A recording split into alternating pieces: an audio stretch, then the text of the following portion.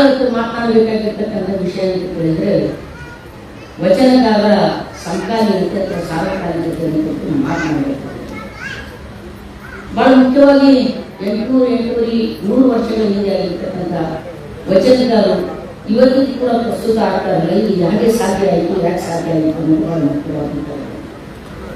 ಕನ್ನಡದ ಬಹಳ ದೊಡ್ಡ ವಚನಕಾರ ಸಿದ್ದರಾಮನ ಕರ್ಮಭೂಮಿ. ಪ್ರಾಯಶಃ ವಚನಗಳಲ್ಲಿ ಸಹಜವಾಗಿಯೇ ಮರಾಠಿಯ ಭಾಷೆಯ ಪ್ರಭಾವ ಕಾಣಿಸಬಹುದಾಗಿದ್ದೇನೋ, ಆದರೆ 12ನೇ ಶತಮಾನದಲ್ಲಿ ಮರಾಠಿ ಇನ್ನಷ್ಟು ಬಲಿಷ್ಠವಾಗಿ ಶಕ್ತಿಯುತವಾಗಿ ಬೆಳೆದಿರಲಿಲ್ಲ.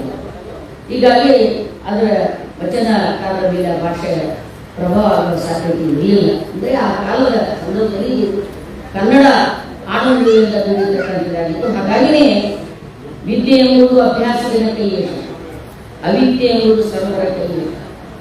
ವಿದ್ಯಾವಿದ್ಯೆಯಲ್ಲಿ ಜಗದ್ವೇದ್ಯನಾಗಬಲ್ಲೇ ಆತನೇ ಕಾಣ ಕರುಳಿಗೆ ಕಪಿಲಿಸಿದ್ದ ಮಲ್ಲಿಕಾರ್ಜುನ ಅಂತ ಹೇಳಿರ್ತಕ್ಕಂಥ ಬಹಳ ಅಮೂಲ್ಯವಾದ ಮಾತನ್ನ ಸಿದ್ದರಾಮ ಹೇಳಿರ್ತಕ್ಕಂಥ. ವಿದ್ಯೆ ಎಂಬುದು ಅಭ್ಯಾಸದ ಕೈಯಲ್ಲಿ, ಅವಿದ್ಯೆ ಎಂಬುದು ಸರ್ವರ ಕೈಯಲ್ಲಿ. ಅಜ್ಞಾನವನ್ನು ಕಲಿಬೇಕಾಗಿಲ್ಲ, ಅಜ್ಞಾನ ಇರುವುದು ತಾನೇ ಅಲ್ಲ. ವಿದ್ಯೆ ಅನ್ನೋದನ್ನು ಕೇವಲ ಅಕ್ಷರ ವಿದ್ಯೆ ಅನ್ನುವ ಅರ್ಥದಲ್ಲಿ ಹೇಳಿಲ್ಲ ಸಿದ್ದರಾಮ. ವಿದ್ಯೆ ಅನ್ನೋದನ್ನ ಜ್ಞಾನ ಅನ್ನುವ ಅರ್ಥದಲ್ಲಿ ಹೇಳಿಲ್ಲ. ಬದುಕನ್ನು ನಿರ್ವಹಿಸಲಿಕ್ಕೆ ಬೇಕಾಗಿರ್ತಕ್ಕಂಥ ವಿವೇಕ ಅನ್ನುವಂಥ ರೀತಿಯಲ್ಲಿ, ಒಂದು ನಿಸರ್ಗ ವಿವೇಕ ಅನ್ನುವಂಥ ಅರ್ಥದಲ್ಲಿ ಹೇಳುವುದು. ಇದು ಅಭ್ಯಾಸದ ಕೈವಶ. ಯಾರನ್ನು ಕರಗತ ಮಾಡ್ಕೊಳ್ತಾರೋ, ಕಷ್ಟಪಟ್ಟದ ಸಂಪಾದನೆ ಮಾಡ್ಕೊಳ್ತಾರೆ, ಅವರಿಗೆ ತಕ್ಕುವಂಥದ್ದು. ಆದರೆ ನಮ್ಮಲ್ಲಿ ಏನು ಹೇಳಿದ್ರು, ಈ ಜ್ಞಾನ ಅನ್ನೋದು, ಈ ಅರಿವು ಅನ್ನೋದು, ಈ ತಿಳುವಳಿಕೆ ಅನ್ನೋದು ಸಿಕ್ಕವರಿಗೆಲ್ಲ ಬರಂಗಿಲ್ಲ. ಪೂರ್ವ ಜನ್ಮದ ಪುಣ್ಯದ ಫಲ ಇದ್ದವರಿಗೆ ಮಾತ್ರ ಬರ್ತದೆ ಅಂತ ಹೇಳಿದರು. ಹೌದಲ್ಲ? ಜ್ಞಾನ ಅನ್ನೋದು ಎಲ್ಲರ ಕೈಗೆ ಸಿಗ್ತಕ್ಕಂಥದ್ದಲ್ಲ. ಅದು ಪೂರ್ವ ಜನ್ಮದ ಸಂಚಿತ ಪುಣ್ಯದಿಂದ ಬರಬೇಕು.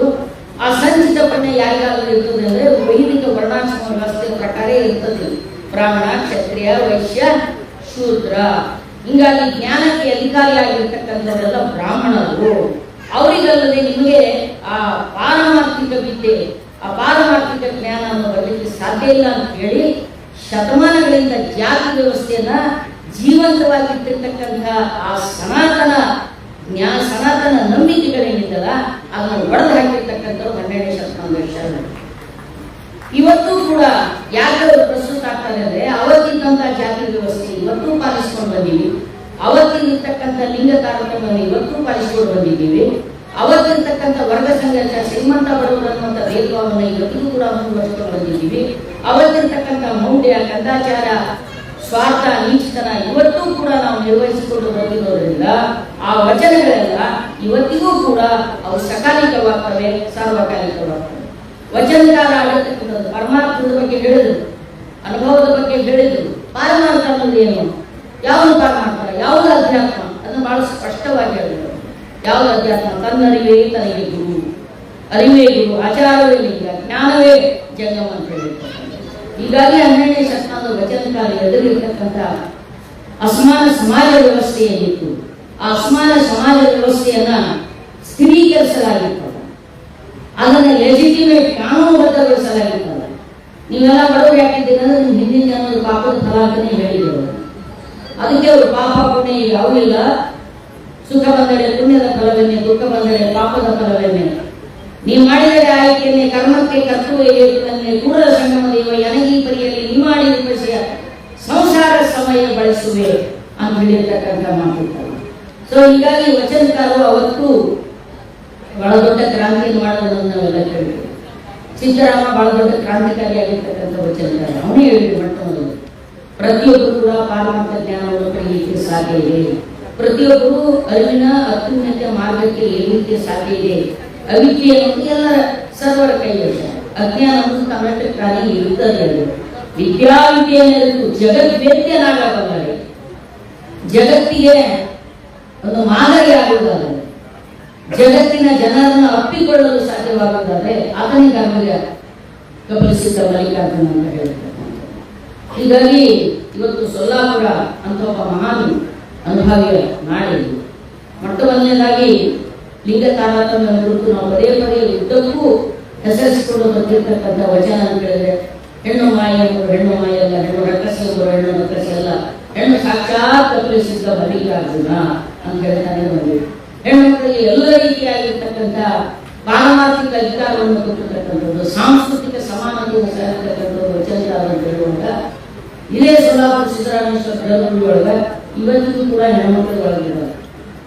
ಸೊಲ್ಲಾಪುರ ಸಿದ್ದರಾಮೇಶ್ವರ ಗುಡಿ ಒಳಗ ಹೆಣ್ಮಕ್ಳಿಗೆ ಇವತ್ತಿಗೂ ಒಳಗಿಲ್ಲ. ಇದು ದುರಂತ. ಈಗೇನು ಸ್ವಾಮಿ ಹೇಳಿದ್ರಲ್ಲ ನಾವು ಲಿಂಗಾಯತಲ್ಲ ಅಂತ, ಲಿಂಗಾಯತಕ್ಕೆ ದೊಡ್ಡ ಸಮಸ್ಯೆ ಇರೋದಿಲ್ಲ. ವಚನಕಾರರಿಗೆ ಸಂಬಂಧಪಟ್ಟಂಗೆ ಶರಣ ಸಿದ್ಧಾಂತ ಶರಣ ತತ್ವಕ್ಕೆ ಅಡ್ಡಿ ಯಾರೇ ಅಲ್ಲ, ನೆಕ್ಕಿನ ಮುಳ್ಳು ಯಾರೇ ಅಂದ್ರೆ ಜಾತಿ ಲಿಂಗಾಯತ. ಯಾವ ಲಿಂಗಾಯತರಿಗೆ ನನ್ನ ಶಕ್ತಿ ಬರ್ಬೇಕಾಗಿಲ್ಲ, ಶಕ್ತಿ ಬೇಕಾಗಿಲ್ಲ, ನಾನು ಲಿಂಗಾಯತಕ್ಕೆ ಏನು ನಡೆಯೋದು ನನ್ನ ಕೈ. ನಾವು ಆತ್ಮವಿಮರ್ಶೆ ಮಾಡ್ಕೊಳ್ಬೇಕು, ಹೇಳಿದ್ರು ನಾವು ಜಗಜ್ಯೋತಿ ಬಸವೇಶ್ವರ, ವಿಶ್ವಕ್ಕೆ ಗುರು ಬಸವಣ್ಣ. ಅದೇ ನಮ್ಮ ಪಕ್ಕದ ಮನೆಯವ್ರ ಚಲೋ ಇರೋದಿಲ್ಲ, ನಾವು ವಿಶ್ವಕ್ಕೆ ಗುರು ಆಗಿರ್ತೇವ. ನಾವು ಬಾಜು ಮನೆಗೆ ಬಾಡಿಗೆ ಮನೆ ಕೊಡ್ಬೇಕಾದ್ರೆ ನೀವು ಯಾವ ಜಾತಿಯವ್ರಿಗೆ ಕೇಳಿ ಬಾಡಿಗೆ ಕೊಡ್ತೀವಿಲ್ಲ, ಯಾವ ಜಾತಿಯವ್ರಿಗೆ ಕೇಳನೆ ಬಾಡಿಗೆ ಕೊಡ್ತೀವಿ. ಆಮೇಲೆ ಇಲ್ಲ ಅಂದ್ರೆ ಇಲ್ಲ, ನಾವು ಬಾಡಿಗೆ ಕೊಡ್ಬೇಕಾದ್ರೆ ನಾವು ಈಗ ಕನ್ಸ್ಕೊಂಡು ಏನ್ ಮಾಡಿರ್ತೀವಿ. ಇವತ್ತು ನೋಡಿ, ನಾವು ಮಾಂಸಾಹಾರಿಗಳಿಗೆ ಮನೆ ಬಾಡಿಗೆ ಕೊಡೋದಿಲ್ಲ. ಇವು ಗಂಡ ಮಕ್ಕಳು ತಿಂದು ಬಂದು ಬರಲ್ಲ, ಇವು ಗಂಡ ಮಕ್ಕಳೆಲ್ಲ ಹಾಗೆ ಬಂದಿರ್ತಾರೆ. ಈ ಹೆಣ್ಮಕ್ಳು ಮಡಿವತಿಗೆ ಪಾಲಿಸ್ಕೊಂಡು ನಾವು ಮಾಂಸಾಹಾರಿಗಳಿಗಾಗಿ ಕೊಡೋದಿಲ್ಲ. ಇದೇ ವಚನವನ್ನು ಕುರಿತು ನಾನು ಶರಣರ ಸಂದರ್ಭದಲ್ಲಿ ಆಹಾರದ ಬಗ್ಗೆ ಯಾವುದೇ ಅಂತ ರಿಸರ್ವೇಷನ್ ಅಥವಾ ಕಡ್ಡಾಯಗಳಂತ ಕಟ್ಟಡದಲ್ಲಿ ಇರಲಿಲ್ಲ. ಇದ್ದಿರೋ ಬಗ್ಗೆ ವಚನಗಳಲ್ಲಿ ಯಾವ ಉಲ್ಲೇಖಗಳು ಇಲ್ಲ ಅಂತ ಹೇಳಿದನ್ನ ಒಬ್ಬ ಸ್ವಾಮಿ, ಒಬ್ಬ ಯಮ್ಮ ಎಲ್ಲರಿಗೆ ಹಣ ತಿನ್ನುವಂತಳ ಶರೆ ಕುಡಿಯಂತಳ ಅಂತ ಹೇಳಿ ತಪ್ಪು ವ್ಯಾಖ್ಯಾನ ಮಾಡಿ ಇಡೀ ವಚನ ಸಾಹಿತ್ಯವನ್ನು ಹದಗೆಡಿಸುವಂತ ಬಹಳ ದೊಡ್ಡ ಷಡ್ಯಂತ್ರಗಳು ಭಾರತದಲ್ಲಿ ಕರ್ನಾಟಕದಲ್ಲಿ ನಡೀತಾ ಇದೆ. ಎಚ್ಚರಾಗಿರಬೇಕು. ಇಡೀ ವಚನ ಸಾಹಿತ್ಯ ಎಡದ ಕೈಯಲ್ಲಿ ಸ್ವಯಂಮೋಸ, ಎಡದ ಕೈಯಲ್ಲಿ ಮೋಸ, ಬರದ ಕೈಯಲ್ಲಿ ಸುರೆ, ಕೊರಳಲ್ಲಿ ಇಲ್ಲಿವರೆಗೂ ಸಂಗನವೇ ಸಂಗನ ಶರಣನಂತೆ ವಚನ ಇದೆ. ಅಂದ್ರೆ ಇದರ ಅರ್ಥ ನಾವ್ಯಾರು ನಿಮಗೆ ಮೋಸಾನ ಮಾಡಲೇಬೇಕು ಅಂತ ಹೇಳಿಲ್ಲ, ಸಸ್ಯಾಹಾರ ತಿನ್ನಲೇಬೇಕು ಅಂತ ಹೇಳಿಲ್ಲ, ಇದನ್ನು ಬಿಡಲೇಬೇಕು ಅಂತ ಹೇಳಿಲ್ಲ, ಅದನ್ನು ತಿನ್ನಲೇಬೇಕು ಅಂತ ಹೇಳಿಲ್ಲ. ವಚನಕಾರ ಹೇಳಿದ್ರೆ ಅಷ್ಟೇ, ನೀವೇನು ತಿಂತೀರಿ ಏನು ಮುಗ್ತೀರಿ ಅನ್ನೋದು ಮುಖ್ಯ ಅಲ್ಲ, ನೀವು ಹೆಂಗೆ ಬದುಕ್ತೀರಿ ಅನ್ನೋದು ಮುಖ್ಯ. ಸಕಲ ಜೀವಾತ್ಮರಿಗೆ ಲೇಸ ಗ್ರಹಿಸುವ ಕೂಡಲ ಸಂಗನ ಶರಣರೇ ಕೊಡಲು. ಸಕಲ ಜೀವಾತ್ಮರಿಗೆ ಲೇಸ ಗ್ರಹಿಸುವುದಾದರೆ ನಾವ್ಯಾಕೆ ಈ ಜಾತಿಯನ್ನು ಆಚರಣೆ ಮಾಡ್ತೀವಿ? ಬಸವಾದಿ ಶರಣರ ಕಟ್ಟಿಕೊಂಡಿರ್ತಕ್ಕಂಥ ಆ ಇಡೀ ಒಂದು ಹೊಸ ಜೀವನ ವಿಧಾನ ಏನಿತ್ತು ಅದನ್ನ ಲಿಂಗಾಯತ ಅಂತ ಕರಿತೀವಿ, ಹಿಂದವಂತ ಅಂತ ಕರಿತೀವಿ.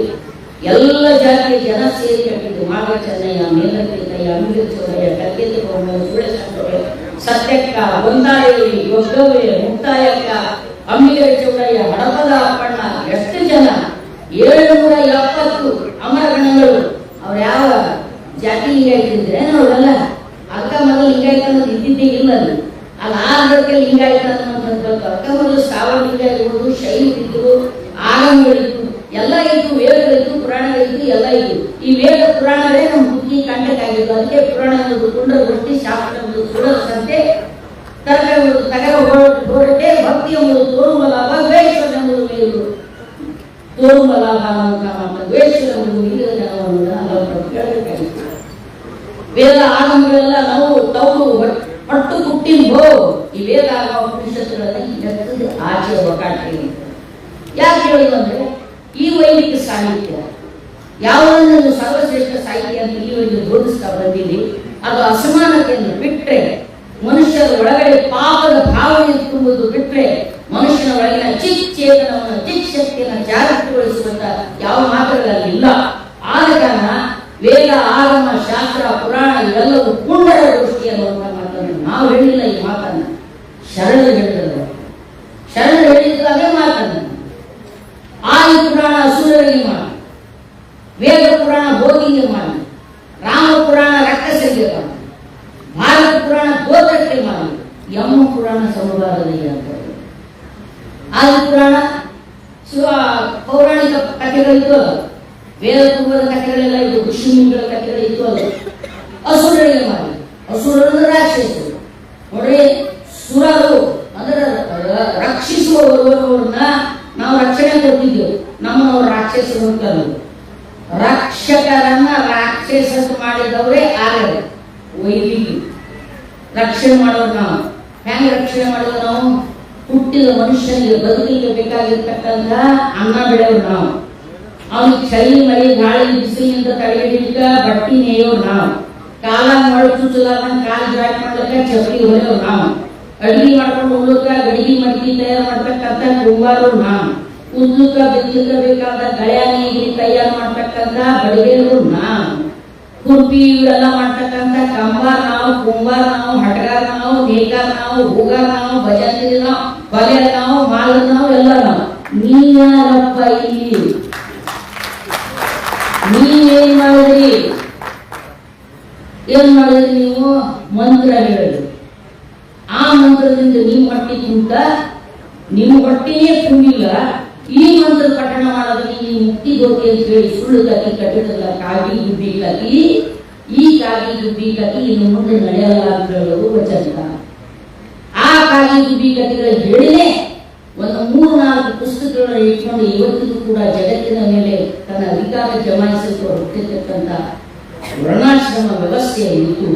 ಆ ವ್ಯವಸ್ಥೆಯನ್ನ ಅಲ್ಲಿರುವ ದೋಷ ದೌರ್ಬಲ್ಯಗಳ ಕಾರಣಕ್ಕಾಗಿ ಅದನ್ನು ಅನುಸರಿಸುವಂತ ಮನುಷ್ಯರ ಅಜ್ಞಾನದ ಕಾರಣವಾಗಿ ಅದನ್ನು ಹಳಬರೆ ಹೊರತು ಯಾವ ವ್ಯಕ್ತಿಗಳನ್ನ ಶರಣನ್ನು ದ್ವೇಷಿಸಲಿಲ್ಲ, ಯಾರನ್ನು ಕೂಡ ದೂಷಿಸಲಿಲ್ಲ. ಹೀಗಾಗಿ ವಚನಕಾರರೆಲ್ಲ ಬೆಳೆಯುವ ಎರಡು ಮುಖ್ಯ ತತ್ವಗಳನ್ನು ಕಾಯಕ, ಇನ್ನೊಂದು ದಾಸ. ಪ್ರತಿಯೊಬ್ಬರು ಕೆಲಸ ಮಾಡಬೇಕು, ಕಾಯಕ ಮಾಡಬೇಕು. ಕಾಯ ಕಷ್ಟ, ತನ್ನನ್ನು ವಹಿಸಿ ಮನವು ಬೆಳಲಿಸಿ ತನ್ನ ದಾಸೋಹ ಮಾಡುವ ಸದ್ಭಕ್ತನ ಮಾಡುವ ಯಾರಿಗಳಿಗೆ ಅದೆಂತೆಂದರೆ ಆತನ ತನು ಶುದ್ಧ, ಆತನ ಮನಃಶುದ್ಧ, ಆತನ ನುಡಿಯೆಲ್ಲವೂ ಪಾವನೆ. ತನ್ನನ್ನು ವಹಿಸಿ ಮನವು ಬೆಳಲಿಸಿ ಈ ಶರೀರ ಕಾಯ ಕಷ್ಟದ ಮೂಲಕ, ಬೆವರು ಸುರಿಸುವ ಮೂಲಕ, ಇಲ್ಲಿ ಏನಾದರೂ ಒಂದು ವಸ್ತುವನ್ನು ಉತ್ಪಾದನೆ ಮಾಡುವ ಮೂಲಕ ಕೆಲಸ ಮಾಡತಕ್ಕಂಥದ್ದೇ ನಿಜವಾದ ಪೂಜೆ ಹೇಳಿರ್ತಕ್ಕಂಥದ್ದು ಶರಣರು.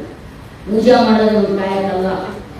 ಕಣ್ಣು ಮುಚ್ಕೊಂಡು 3 ಹೊತ್ತ ಮೈ ತಗೊಂಡು ನಿನ್ಗೂ ತಿಳಿಯಾದ ಅವನಿಗೂ ತಿಳಿಯಾದ ಅಂತ ಹೇಳಿ, ತೊಂಬರಪ್ಪ ನಮ್ಮ ಲಿಂಗಕ್ಕ ಅನ್ನ ತೊಂಬರಿ, ಕಿಚಡಿ ತೊಂಬರಿ, ಪತ್ರಿ ತೊಂಬರಿ, ಪುಷ್ಪ ತೊಂಬರಿ. ಪತ್ರಿ ಗಿಡ ಹಚ್ಚೋರು ಯಾರು, ಬೆಳೆಸೋರು ಯಾರು, ನೀರು ಹಾಕೋರು ಯಾರು? ನೀ ತಂದು ಅನಾಮಕ್ಕೆ ಶೇಖ ಬಿಲ್ವಂಶ ಸುವಾರ್ಪಣ ಒಂದು ಸ್ಟಾರ್ಟ್ ಆಗಿ ಸೇರ್ಕೊಂಡು ಬಿಡ್ತಾನಂತ ಅರ್ಪಿಸ್ಕೊಂಡು ಬಿಡ್ತಾನ. ಅಂತೆಲ್ಲ ಶರಣರು ಆ ಮಾತ್ರ ಹೇಳಿರ್ತಕ್ಕಂಥವ್ರೆ ಶರಣರು ಅಂತ ನುಡಿಬೇಕು ಅಂತ ಹೇಳುತ್ತೆ, ಕೆಲಸ ಮಾಡಬೇಕು. ಕಡ್ಕೊಂಡ್ರೆ ಅದನ್ನ ಹೇಳ್ದ, ಪೂಜೆಲೇನೆಲ್ಲೋ ಪೂಜೆಲೇನೆಲ್ಲೋ ಖರ್ಚಮಾನ ಕಾಶ ಮಾಡಿ ಪದ್ಯ ನಡೀತೀರಿ. ಏನೋ ನೀನ್ ಪೂಜಾ ಸ್ವಾಮಿಗಳಂದ್ರೆ ಪೂಜಾ ಪ್ರಸಾದ ಇರ್ತದೆ, ಎಲ್ಲ ಕಟ್ಟದ ಹಾಕಿದ್ರೆ ಮನಿ ಶಾಂತಿ ಇಟ್ಕೋತೀವಿ. ಮನಿ ಶಾಂತಿಗೆ ಒಬ್ಬ ಅಪ್ಪನೂರ ವೈದಿಕ ಯಾವೇ ಬರ್ತಾನೆ, ಗುರು ಅಂತ ಒಂದು ಚಂಬು ಒಳಗೆ ಇಟ್ಕೊಂಡು ಕಟ್ಟೋದು. ಹೊರಗ ಏನು ಮಾಡ್ಲಾರ್ದ ಒಳಗ, ಏನು ಮಾಡ್ಲಾರ್ದ ಒಳಗ. ಇವ್ರಿಗೆ ಹೊರಗ ಅವರೇ ಕಟ್ಟಿದ ಮನಿ ಕಟ್ಟಂಗ ಉಗುಳ್ಯಾರ, ಸೀನ್ಯಾರ, ಕೆಮ್ಮ್ಯಾರ, ನಿಂತಾರ, ಎಲ್ಲ ಮಾಡ್ಯಾರ. ಆಮೇಲೆ ಅವ್ರ ಮೈಲಿಗೆ ಆತದ ಏನು ಮಾಡ್ಲಾರ್ದ ದೊಡ್ಡ ಹೊಟ್ಟಿ ಸ್ವಾಮಿ ಮಡಿ ಆತನ.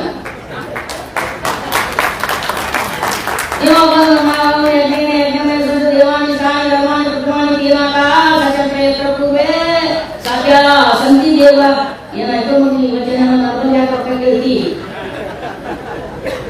ಅವರಿಗೆ ಹೊರಗಿನಿಂದ ಶುದ್ಧವಾಗಿದೆ. ಇದನ್ನ ಖಂಡಿಸುವ ವಚನಕಾರ, ಇದನ್ನ ಅಲ್ಲಗಳೆಯುವ ವಚನಕಾರ, ಇದನ್ನು ಹೇಳಿರ್ತಕ್ಕಂಥವ್ರು. ಯಾವುದನ್ನು ನಾವು ಇಲ್ಲಿವರೆಗೆ ಶ್ರೇಷ್ಠ ಅಂತ ನಂಬಿಕೊಂಡು ಬಂದಿವಿ ಅಥವಾ ನಂಬಿಸಿಕೊಂಡು ಬರಲಾಗಿತ್ತು. ವೇದಾಂಗಗಳನ್ನು ಪಠಣೆ ಮಾಡೋರು, ದೇವಸ್ಥಾನಗಳಲ್ಲಿ ಕುರಿತು ಪೂಜೆ ಮಾಡುವುದನ್ನು ಶ್ರೇಷ್ಠ ಅಂತ ಬಿಂಬಿಸಲಾಗಿತ್ತು. ಅದು ಅಲ್ಲ ಶ್ರೇಷ್ಠ ಆಗಬೇಕಾಗಿತ್ತು. ಶ್ರೇಷ್ಠ ಆಗಬೇಕಾಗಿದ್ದು ದುಡಿತ, ಶ್ರೇಷ್ಠ ಆಗಬೇಕಾಗಿದ್ದು ಕೆಲಸ, ಶ್ರೇಷ್ಠ ಆಗಬೇಕಾಗಿದ್ದು ಕ್ರಿಯಾಶೀಲತೆ. ಕ್ರಿಯಾಶೀಲತೆ ಚಿತ್ ಶಕ್ತಿಯ ಪ್ರತೀಕ. ಆ ಚಿತ್ ಶಕ್ತಿಯ ಸಾಕ್ಷಾತ್ಕಾರವೇ ಪಾರಮಾರ್ಥ. ಕಣ್ಣು ಮುಚ್ಕೊಂಡು ಯಾವುದೋ ಗುರಿ ಹಾಕೊಂಡು ತಪಸ್ ಮಾಡ್ತಕ್ಕ ಶರಣ ನೆತ್ತರೆ ಜಪ ಕಾಣಿಯರು, ಶರಣ ಮಲಗಿದರೆ ಶಿವರಾತ್ರಿ ಕಾಣಿಯರು, ಶರಣ ನೆತ್ತರೆ ಜಪ ಕಾಣಿಯರು. ಅವನು ಕೆಲಸ ಮಾಡುವಂಥದ್ದೇ ಜಪ, ಅವನು ಸೃಷ್ಟಿ ಮಾಡತಕ್ಕಂಥದ್ದೇ ಒಂದು ಪ್ರತಿಫಲ, ಅದು ಕಾಯಕ. ದಾಸೋಹ, ದಾಸ ಅನ್ನೋದೇನು ಹೇಳಿದ್ರು? ಶರಣ ಮನೆಯ ಕೊನೆಯ ಮೇಲೆ ಕೂತಿದ್ದನೊಬ್ಬ ದಾಸೋಹಿ. ಶರಣನ ಮನೆಯ ಕೊನೆಯ ಮೇಲೆ ಕೂತಿದ್ದನೊಬ್ಬ ದಾಸೋಹಿ. ಸಾಮಾನ್ಯ ದಾಸೋ ಅಂದ್ರೆ ನಮ್ಮ ಸ್ವಾಮಿಗಳು ಇಡೀ ವಚನ ಸಾಹಿತ್ಯವನ್ನ ಅಪಭಕ್ತಿಯೊಳ ಮಾಡಿರ್ತಕ್ಕಂಥ ಒಂದು ದೊಡ್ಡ ಪಟಾಲಿಯಂ ಅಂದ್ರೆ ಈ ಮಠಾಧೀಶರ ಗುಂಪು. ಇವ್ರು ಎಂಥ ವಚನಗಳು ಹೇಳುವುದಂದ್ರೆ ಗುರುಭಕ್ತಿ ಗುರುಭಕ್ತಿ ಗುರುಭಕ್ತಿ ಅವರು ವಚನ ಕಾಲ ಹೇಳಿದ್ದು ಗುರು. ಗುರು ಅನ್ನುವಂಥ ಒಂದು ದೊಡ್ಡ ತತ್ವ ಅಲ್ಲಿ. ಗುರು ಅನ್ನುವಂಥದ್ದು ಒಂದು ದೊಡ್ಡ ತತ್ವ ಅಲ್ಲಿ. ಅದೊಂದು ಪಾರಮಾರ್ಥಿಕ ಆತ್ಯಂತಿಕ ಸ್ಥಿತಿ. ಆ ಗುರುವಿನ ಬಗ್ಗೆ ಹೇಳ್ತಾ ಗುರು ಅಂದ್ರೆ ಯಾರಂತ ತಿಳಿದ ಮಗನ ನಾನೇ. ಅವರ ನನಗೆ ಬಂದು ನೀನು ಕಾಲಿಗೆ ನನಗೆ ಬಂದು ನೀನು ದಕ್ಷಿಣ ಕೊಡ್ಬೇಕಂತ ಹೇಳಿದ್ರಲ್ಲ, ಹಿಂಗೆ ಹೇಳ್ತಾರ ಮುಂದಿನ ಜನ ಅಂತ ಹೇಳಿ ವಚನಕಾರ ಹೇಳೋದು ಅರಿವೇ ಗುರು. ಎಲ್ಲಿವರೆಗೆ ನಿನ್ನೊಳಗೆ ಅರಿವು ಉದಯ ಆಗೋದಿಲ್ಲ, ಎಲ್ಲಿವರೆಗೆ ನಿನ್ನೊಳಗೆ ತಿಳುವಳಿಕೆ ಉದಯ ಆಗೋದಿಲ್ಲ, ಅದು ಮಾತ್ರ ಗುರುಸ್ಥಾನದಲ್ಲಿ ಇರ್ತದೆ. ವ್ಯಕ್ತಿ ಆಗಿರ್ತಕ್ಕಂಥವ ಅದಕ್ಕೆ ಪ್ರೇರಕ ಆಗಿರ್ತಾನೆ, ಪ್ರೇರಣೆ ಆಗಿರ್ತಾನೆ. ಅಂತ ಗುರುವನ್ನ ಸಾಕ್ಷಾತ್ಕಾರಪಡಿಸಿಕೊಂಡಿರ್ತಕ್ಕಂಥ ನಾವು ಲಿಂಗವೇ ಪೂಜೆ ಮಾಡ್ತಕ್ಕಂಥದ್ದಿದೆಯಲ್ಲ, ಇದೊಂದು ದೊಡ್ಡ ಕ್ರಾಂತಿಕಾರಿ ಆದ ನೀವು ವಚನಕಾರ ಸಂದರ್ಭದಲ್ಲಿ. ಯಾಕೆ ಇದೊಂದು ಕ್ರಾಂತಿಕಾರಿ ನೀವು ನೋಡ್ರಿ, ಭಾಷೆ ಹೇಳ್ತೀನಿ ನಾವು. ಈ ಜಗತ್ತಿನಲ್ಲಿ ದೇವರು ಇದ್ದಾನೋ ಇಲ್ಲೋ ಗೊತ್ತಿಲ್ಲ. ದೇವರು ಇದ್ದಾನೆ ಅನ್ನುವಂಥ ನಂಬಿಕೆಯಲ್ಲಿ ಕಾರಣವಾಗಿದೆ. ದೇವರು ಇದ್ದಾನೋ ಇಲ್ಲೋ ಗೊತ್ತಿಲ್ಲ. ಬುದ್ಧನ ಹತ್ರ ಹೋಗಿ ಕೇಳಿದಾಗ ಬುದ್ಧ ಹೇಳಿದಷ್ಟೇ, ನಾಸ್ತಿಕನಾಗಿರ್ತಕ್ಕಂಥ ಬುದ್ಧ ಚಂದನಿಗೆ ಹೇಳಿದ್ದೀನಿ ಮಾತು. ಚಂದ ಜೀವನ ಪರ್ಯಂತ ಬುದ್ಧನ ಸೇವೆ ಮಾಡಿ ಕೊನೆಗೂ ಬುದ್ಧ ಸಾಯುವ ಕೊನೆಯ ಕ್ಷಣದಲ್ಲಿದ್ದಾಗ ಅವ ಕೇಳಿದ್ದೇನು ಅವನ ಶಿಷ್ಯ ಅಂದ್ರೆ, ಇಲ್ಲಿ ತನಕ ಎಲ್ಲ ಹೇಳಲಿಕ್ಕಾಗತ್ತ, ಈಗಲೇ ಹೇಳು ಕರೆಕ್ಟ್ ದೇವರ ಹಣ ಇಲ್ಲ ಅಂತ ಕೇಳಿಬಿಟ್ಟವ. ಅವಾಗ ಹೇಳಿದ್ದೇನೆ, ದೇವರ ಹಣ ಎಲ್ಲೋ ಗೊತ್ತಿಲ್ಲ, ಭೂಮಿ ಮೇಲೆ ದುಃಖ ಇದೆ, ಭೂಮಿ ಮೇಲೆ ಅಸಮಾನತೆ ಇದೆ, ಭೂಮಿ ಮೇಲೆ ಅಜ್ಞಾನ ಇದೆ.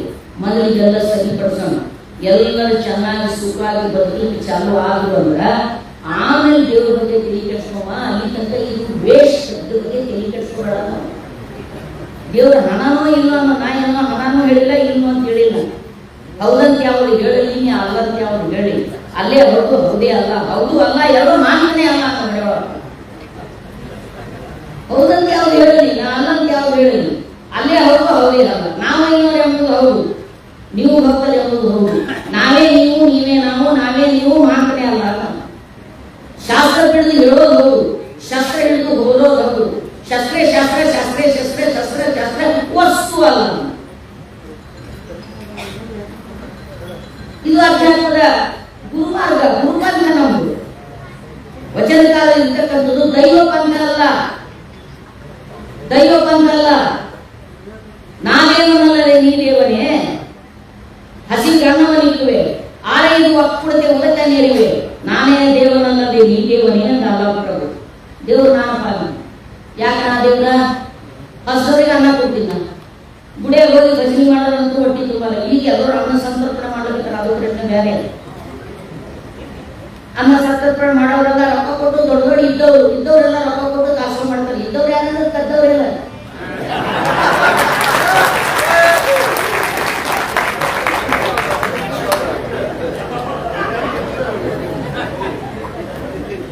ಎಲ್ಲರೂ ಕದ್ದವ್ರು ಹೇಳಿ ಬಸವಣ್ಣ ಹೇಳ್ತಾರೆ, ನಾಯಿ ಕೇಳಿ ಒಂದಿನೊಳಗೊಂದು ಗೆಳೆಯ ಸೀರೆ ಒಳಗೊಂದರೆ ಹಿಂಗೆ ನಾಳಿಗೆ ಎಂದಾದರೆ ನಿರ್ಮಾಣಿ ನಿಮ್ಮ ಬ್ರಹ್ಮಕರಾಣಿ.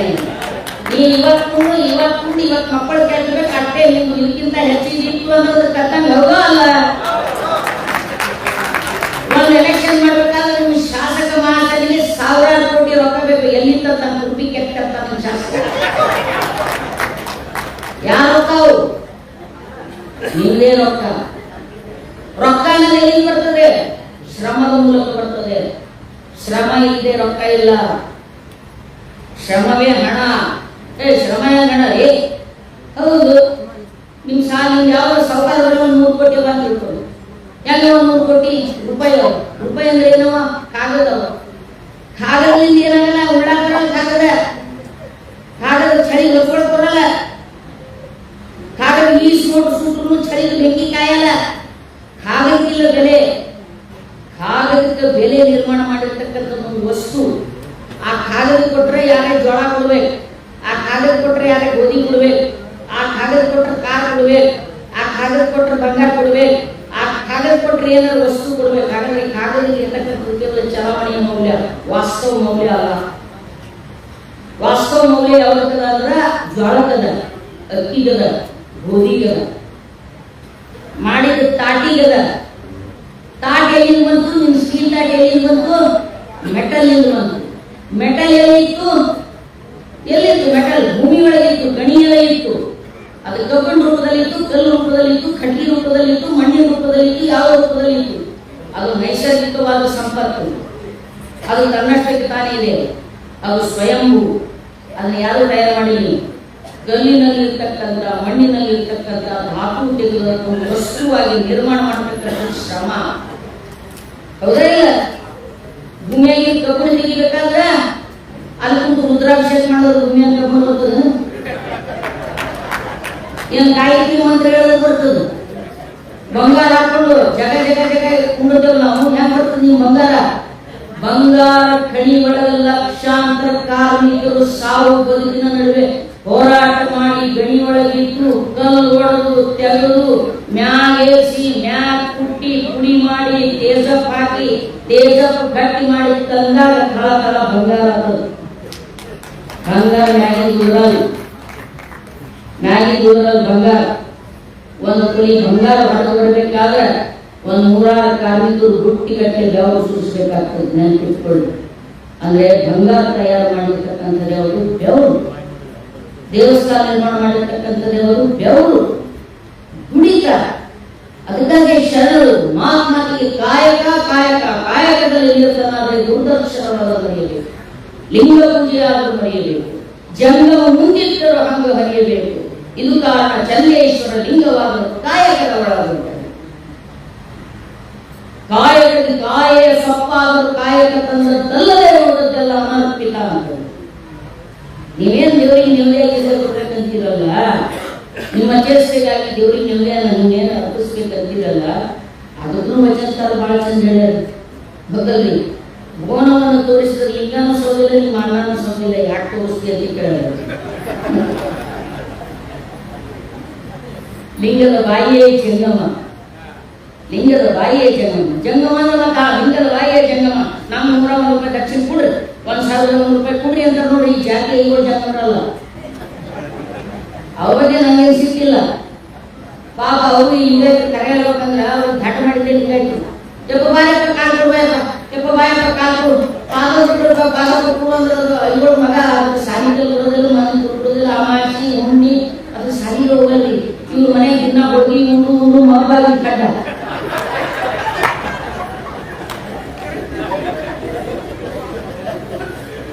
ನಮ್ಮನೆ ಮೈಲಾರ ಬರ್ತಾನ ಸಣ್ಣಾಗಿದ್ದಾಗ ಸಾಲಿಗೆ ಇರ್ತದ ಹುಡುಗ. ನಮ್ಮ ಸಂಗಟೆ ನಮ್ಮ ಮಾಯಿ ಶ್ರಾವಣದ ಬಿಡಕನೇ ಅಲ್ಲ. ಸ್ವಾಮಿ ಮೂಸು ಮನಿ ಮೂಸು, ಸ್ವಾಮಿ ಮನಿ ಮೂಸು, ಯವ್ವ ನಾವು ಹೋಗ್ಬೇಕ್ರಿ ಗಣಿತ ಕ್ರೀಡದ್ರಿ, ಗಣಿತ ಕ್ರೀಡೆ ಹೋಗ್ಬಿಡೋದೇ ಇಲ್ಲ. ಇಲ್ಲ ಇವಾಗ ಶ್ರಾವಣದ ಇಲ್ಲಿ ಪಾದ ಕೊಡ್ಬೇಕಪ್ಪ, ನಾನು ಪ್ರಿಯಾಮೂರ್ತಿ ಇದನ್ನ ಪಾದ ಕೊಡ್ಬೇಕಪ್ಪ ಅಂತ ನಮಗೆ ಸಾಲ ಇಟ್ಕೊಂಡು ಬಿಡಕ್ಕೆ. ಅಮಾಸಿ ಹುಣ್ಣಿ ಶ್ರಾವಣ ಜಾತ್ರಿ ಬೇರ ಗಡಿಗೆ ಅದು ಇಂಗ್ಲಿಷ್ನಾಗ ಪಾಸ್ ಆಗಿಲ್ಲ, ಗಣಿತ ಪಾಸ್ ಆಗಿಲ್ಲ. ನಾವು ಹೇಳ ಶಾಂತಯ್ಯ ಮೊದಲು ಬಿಡಲೇ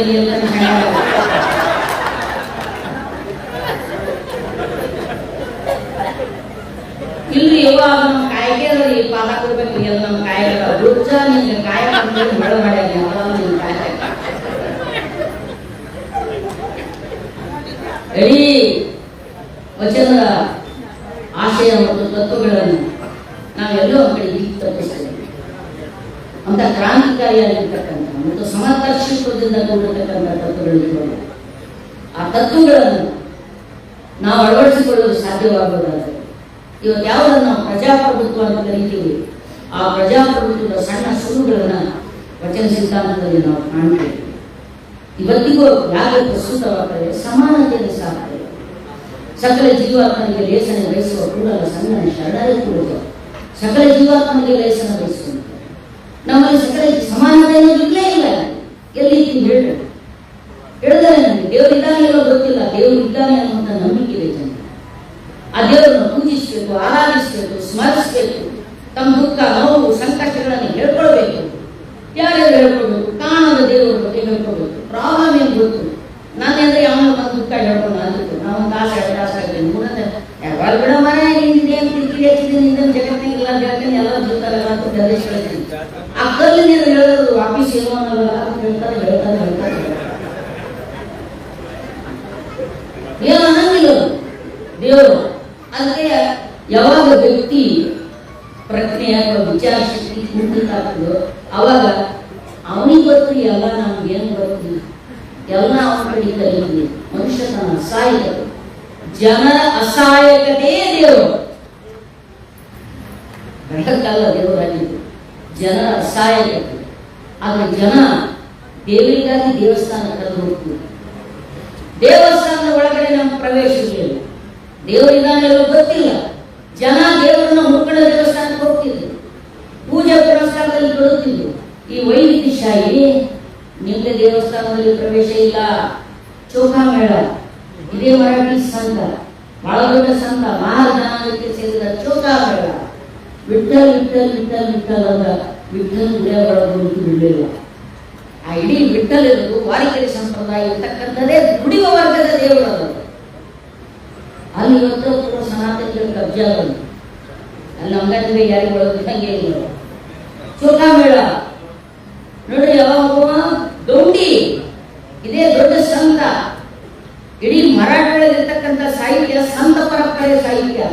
ನಮ್ಮ ವಚನ ಸಾಹಿತ್ಯ ಹೆಂಗೋದು ಅಭಂಗ, ನಮ್ಮಲ್ಲಿ ಶರಣ ಸಾಹಿತ್ಯ ಹೆಂಗೋದು ಸಂತ ಸಾಹಿತ್ಯ. ನಮ್ಮಲ್ಲಿ ಅನುಭವ ಪಡ್ತಿದ್ದು ಯಾವ ಕರಿತೀವೋ ನಾವು ವಾರಕರಿ ಅಂತ. ಅವನು ದೌಂಡಿ ಕೆಲಸ ಮಾಡ್ತಿದ್ದ. ಹೆಚ್ಚು ಕಡಿಮೆ ನಮ್ಮ ಮಾದಾರ ಚೆನ್ನೈನ ಜೊತೆ ಕೌಲನಿಕವಾಗಿ ಅಧ್ಯಯನ ಮಾಡಬಹುದಾದಂತಹ ಚೌಕಾಮೇಳ. ಮನಿ ಕಟ್ಟ ಮುಂದ ಮನಿ ಗೋಡೆ ಕುಸಿದು ಬಿದ್ದು ಸತ್ತು ಹೋದಂತಹ ಚೌಕಾಮೇಳ. ಚೌಕಾಮೇಳನ ಅಸ್ಥಿ ಹುಟ್ಟಕ್ಕೆ ಹೋಗಿ ಅವನು ಶವ ಸಂಸ್ಕಾರ ಮಾಡ್ತಾರೆ, ದಹನ ಮಾಡ್ತಾರೆ. ಎಲ್ಲೆಲ್ಲ ಚೌಕಾಮೇಳ ದಹನ ಗೊತ್ತಿಲ್ಲ, ಅಜ್ಞಾತವಾಗಿ ದಹನ ಮಾಡ್ತಾರೆ. ಮಸೂಟಿಗೆ ಹೋಗ್ತಾರೆ. ಮಸೂಟಿಗೆ ಹೋದಾಗ ಯಾವುದೊಂದು 10 ಹೆಣ ಸುಟ್ಟಾಕ್ಯಾರ, ಎಲ್ಲ ಗುಡ್ಡಿ ಉಳಿದ್ಬಿಟ್ಟವಲ್ಲಿ. ಹಿಂಗಾಗಿ ಯಾವುದು ಚೌಕಾಮೇಳನ ಅಸ್ಥಿ ಪುರಾಣಿ ಹುಟ್ಟಾಡ್ಕೊಂಡು ಹೋದಾಗ ಯಾವ ಅಸ್ಥಿಯಿಂದ ಯಾವ ಎಲುಬಿನಿಂದ ವಿಠಲ್ ವಿಠಲ್ ವಿಠಲ್ ಅಂತ ಬರ್ತಿತ್ತು ಅವು ಆಯ್ಕೆ ಮಾಡ್ಕೊಂಡು ವಿಠಲ್ ವಿಠಲ್ ವಿಠಲ್ ಅಂತ ಬರ್ತಿತ್ತಲ್ಲ ಅವನ್ನ ಆಯ್ಕೆ ಮಾಡಿಕೊಂಡು ತಂದು ವಿಠಲ್ ದೇವಸ್ಥಾನದ ಎದುರ ಚೌಕಾಮೇಳನ ಗದಿಗೆ ಅವನು ಸಮಾಧಿ ಮಾಡಿದ. ಬಾಬಾ ಸಾಹೇಬ್ ಅಂಬೇಡ್ಕರ್ ಚೌಕಾಮೇಳನ ಭಕ್ತರಾಗಿ ವಿಠಲ್ ದರ್ಶನ ಮಾಡ್ಬೇಕಂತ ಹೋದಾಗ ಚೌಕಾಮೇಳನ ಗದಿಗೆ ತರ ಬಿಟ್ಟು ಬಾಬಾ ಸಾಹೇಬ್ ಒಳಗೆ ಬಿಡ್ಲಿಲ್ಲ. ಇದನ್ನ ಕಂಡು ಕನಲಿ ಲಿಂಗವನ್ನು ಕೈಯಲ್ಲಿ ಕೊಟ್ಟವರು ಶರಣರು. ನಿನ್ ದೇವ್ರು ಬೇಕು, ದೇವಸ್ಥಾನ ತಗೋಣ, ತಗೋ ನಿನ್ ಲಿಂಗ, ತಗೋ ನೀನ್ ಕುಂತಲ್ಲಿ ಪೂಜೆ ಮಾಡು, ಯಾರಿಗೆ ಬೇಕು ಅವ್ರು ಪೂಜೆ ಮಾಡು. ಎಲ್ಲಿ ಪೂಜೆ ಮಾಡು? ಎಡಗೈ ಕನಿಷ್ಠ ಅಂದ್ರು, ಎಡಗೈ ಗಿಳಿಯಲ್ಲ, ಕರಿ ಕನಿಷ್ಠ ಅಂದ್ರು. ಲಿಂಗ ಕಾರ್ಯದ ಕೆಂಪು ಹಸರಿಸದ ಕಾವ್ಯದ ಲಿಂಗ ಸ್ವಾಮಿ ಕಟ್ಕೊಂಡ ಲಿಂಗ ಕಾವ್ಯದ ಏನ್ ಕರಗದಪ್ಪ? ಇಷ್ಟಲಿಂಗ ಕರಗದ ಬೇಡದ ಕಾವ್ಯದ ಕರಗದ ಕರಗ ಕನಿಷ್ಠಿತ್ತು ತಗೋ ಕಾರಗ. ಏನಲ್ಲಿ ಉಸುರಿನ ಪರಿಮಳ ವಿರಲು ಕುಸುಮದ ಹಂಗೆ ಕೈಯ ಶಮೇದನ ಶಾಂತಿ ಸೈರಣ ಇರುತ್ತಿರಲು ಗಂಗಾಕ್ಷತೆಯ ಹಂಗೆ ಕೈಯ ಲೋಕಾಂತರ ಕಾಣಾಂತರಿಕ ಏಕಾಂತದ ಹಂಗೆ ಕೈಯ ಅಷ್ಟೇ ಇರೋದು. ಏನ್ ಬೇಕಾಗಿಲ್ಲ ಅದಕ್ಕ. ಕೆಲಸ ಮಾಡು ನಡಿ. ಮಡಿವಾಳಪ್ಪ ಕಡ್ಕೊಳ ಮಡಿವಾಳಪ್ಪ ಅತ್ಯಂತ ಸರಳವಾಗಿ ಬದುಕಿರ್ತಕ್ಕಂಥ ಮನುಷ್ಯ, ಈ ವ್ಯವಸ್ಥೆಯಿಂದ ಶೋಷಣೆಗೊಳಗಾದಂಥ ಮನುಷ್ಯ. ಒಬ್ಬ ಶಾಸ್ತ್ರಿ ಮಡಿವಾಳಪ್ಪ ಬಹಳ ದೊಡ್ಡ ಶಿವಯೋಗಿ ಅಂತ ಹೆಸರು ಮಾಡಿದ್ದ. ಅವನಿಗೆ ಭೇಟಿಯಾಗಲಿಕ್ಕೆ ಬಸವಲಿಂಗ ಶಾಸ್ತ್ರಿ ಅಂತ ಒಬ್ಬ ಶಾಸ್ತ್ರಿ ಬಂದ. ಶಾಸ್ತ್ರಿ ಬಂದು ಮಡಿವಾಳಪ್ಪ ಕೇಳಿದಂತ, ಮಡಿವಾಳಪ್ಪ ಎಲ್ಲ ಇನ್ನೇ ಅವ ಕಣ್ಣಿ ವಸ್ತು ಕೂತಿದ್ದ ಮಡಿವಾಳಪ್ಪ ಕಾಯಿಜಿ ಕೆಲಸ ಮಾಡ್ತಿದ್ದ, ಕೂತು ಮುಂದಿದ್ದೇನೆ. ಅಮ್ಮ ಶಾಸ್ತ್ರಿ ಪುರಾಣಿಕರು ಬಹಳ ತಲ್ವಾರ್ ಖಾರ್ ಇಸ್ತ್ರಿ ಹೊಡೆದಂಥದ್ದು ಒಂದು ನೀರು ಹಾಕೊಂಡು ರೋಮಾಂಚ ಸುತ್ಕೊಂಡು ಶುಭ್ರವಾದ ಬಸವದಾರಿ ದನ ಬೆದರಂಗ 3 ಬಟ್ಟೆ ಇಲ್ಲೂ ಹಚ್ಕೊಂಡು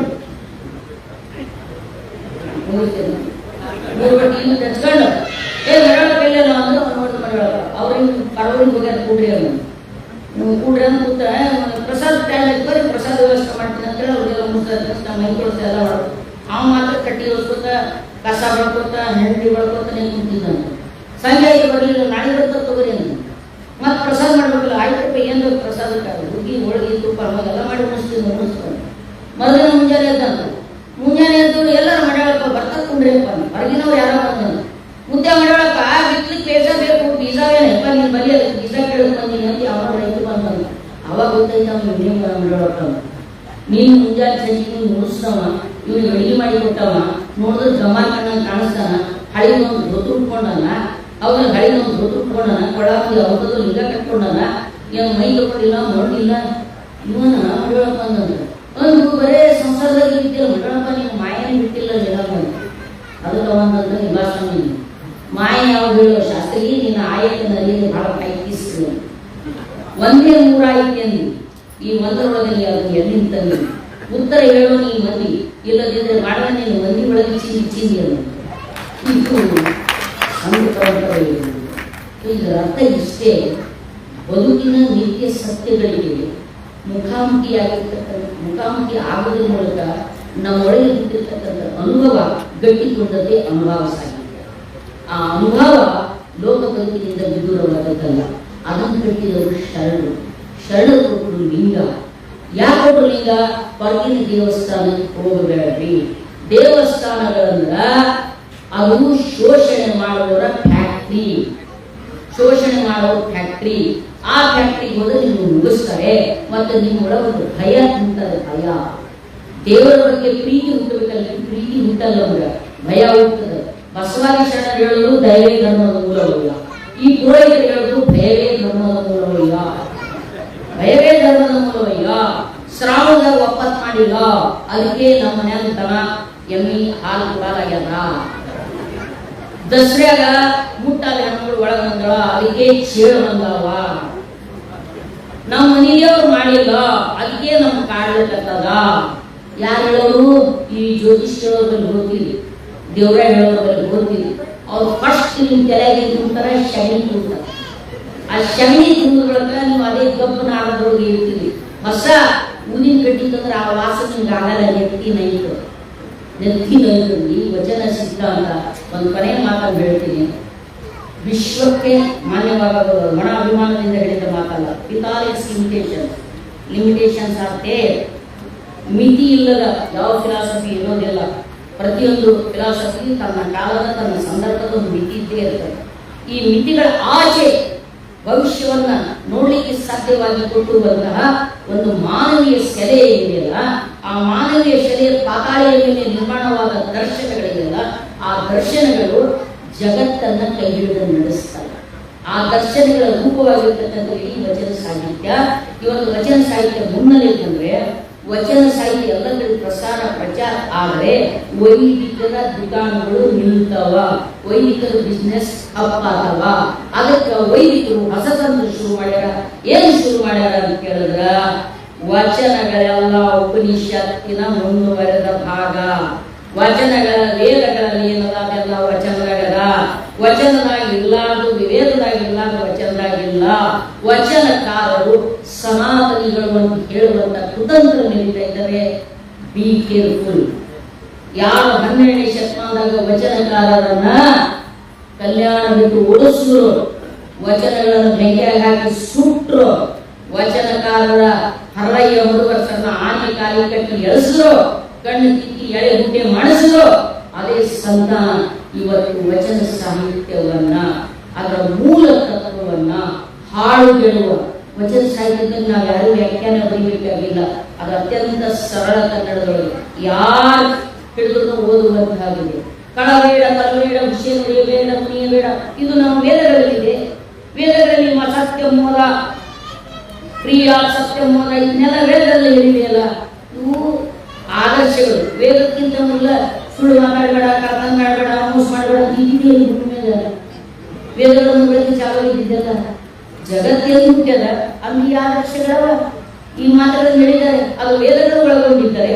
ಆಕಸ್ಮಿಕವೇನಲ್ಲ, ಅದು ಮಾತ್ರ ನನ್ನ ಶರಣ ಹೇಳಿದೆ, ಅದರ ಅನುಕರಣೆ ಮಾಡ್ಯಾರಂತೇನಿಲ್ಲ.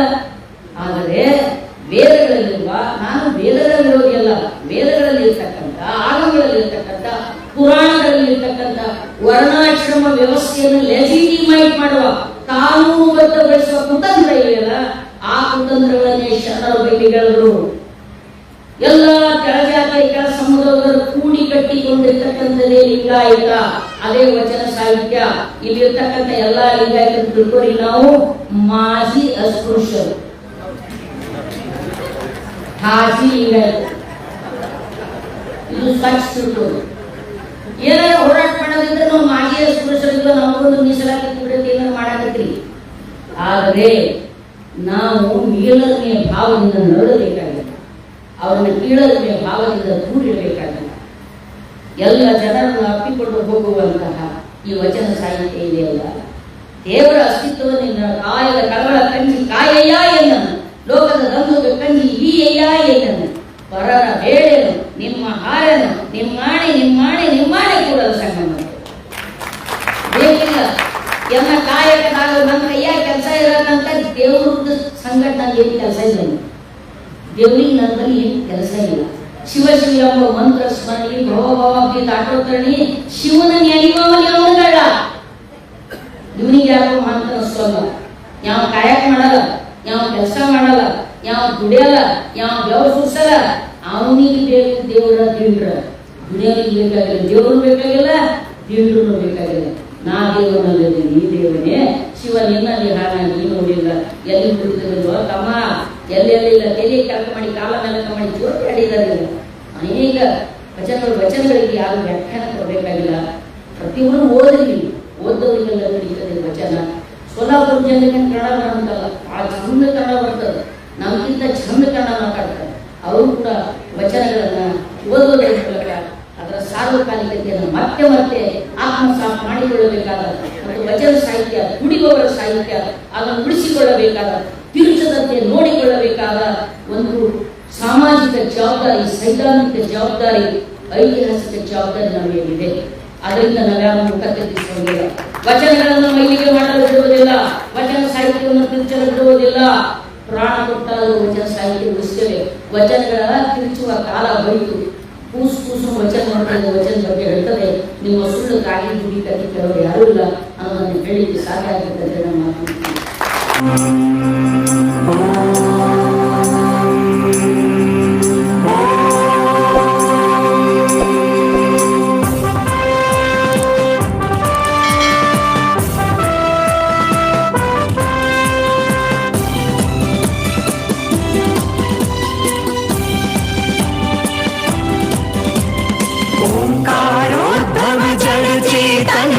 समर स्वभाव जगाने वाले, सब जन हिताय सब जन सुखाय, श्रम संस्कृति को लाने वाले।